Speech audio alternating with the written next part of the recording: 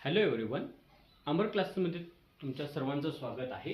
तर आज बघणार आहे तर गणित भाग 2।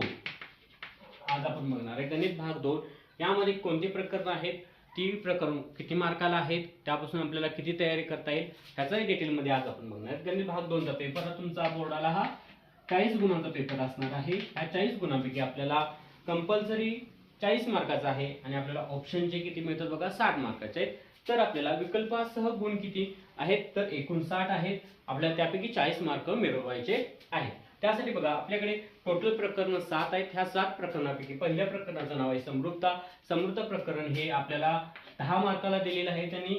त्यानंतर 2 नंबरचं प्रकरण आहे पायथागोरसचे प्रमेय, ते आपल्यासाठी 7 मार्कासाठी आहे। त्यासोबत वर्तुळ सर्वात महत्त्वाचा जो प्रकरण आहे 10वी साठी ते वर्तुळ आहे। हे बघा तब्बल 12 मार्काला विचारलेलं आहे।